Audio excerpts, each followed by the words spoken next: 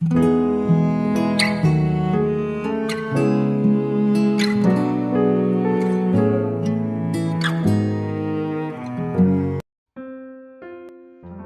shalom, selamat pagi saudara yang dikasihi Tuhan Yesus.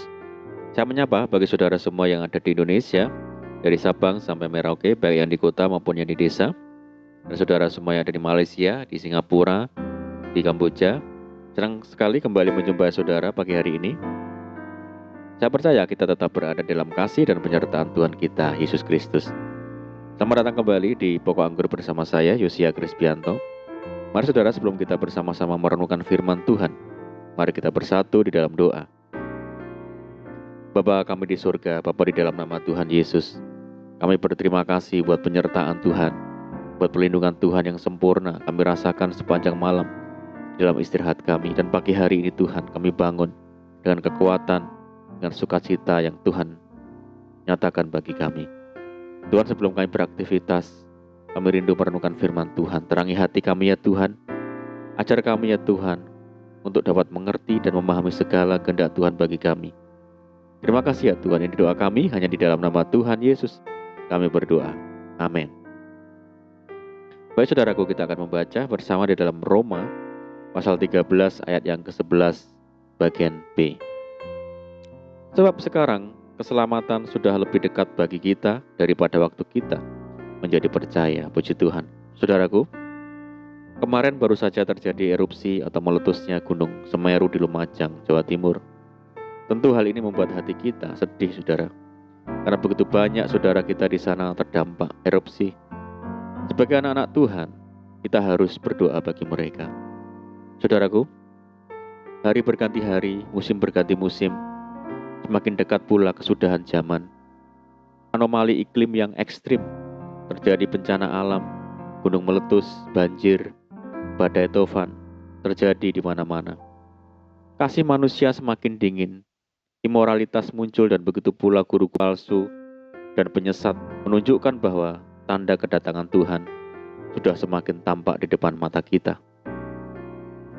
Apa yang sedang terjadi sekarang ini seharusnya menyadarkan kita dan menjadikan kita ekstra waspada dan selalu berjaga-jaga, karena waktunya sudah teramat sangat singkat, saudara.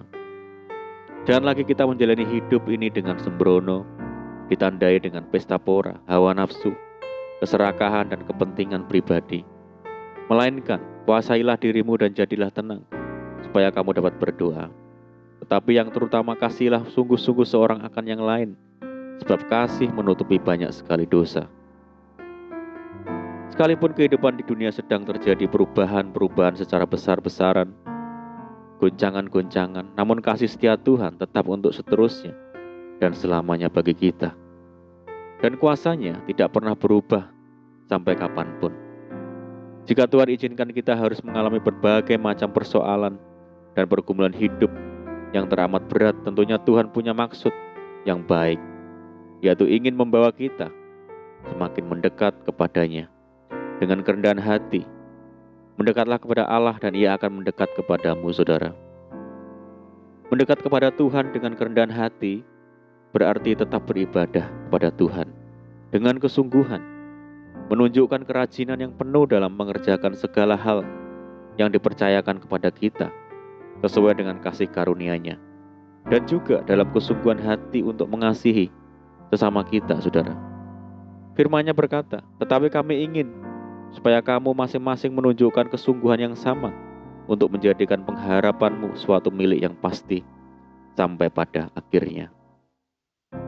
Hari-hari ini kita berada di masa-masa yang sukar menjelang kedatangan Tuhan kita Yesus Kristus yang kian mendekat, saudara. Mari coba perhatikan dengan seksama keadaan dunia sekarang ini. Sudah sangat jelas bahwa semua yang sedang terjadi adalah tanda-tanda akhir zaman, sebagaimana tertulis di dalam Alkitab. Sebagai orang percaya, seharusnya kita makin peka, rohani melihat hal ini. Firman Tuhan tiada henti-hentinya mengingatkan dan menasihati agar kita benar-benar memperhatikan bagaimana kita hidup. Janganlah seperti orang bebal, tetapi seperti orang arif. Jangan lagi kita bertindak sembrono dan menyia-nyiakan waktu yang ada. Sebaliknya, kita harus mempergunakan waktu atau kesempatan yang ada sebaik mungkin. Sebab Tuhan tidak lalai menepati janjinya, sekalipun ada orang yang menganggapnya sebagai kelalaian. Tetapi Ia sabar terhadap kamu, karena Ia menghendaki supaya jangan ada yang binasa, melainkan supaya semua orang berbalik dan bertobat.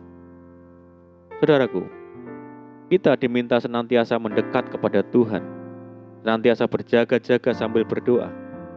Berjaga-jaga mengacu pada kehati-hatian kita untuk bertindak dan berperilaku. Berpikir begitu rupa, penuh dengan kesadaran dan pertimbangan sebelum melakukan tindakan atau perbuatan, supaya tidak menyimpang dari kebenaran.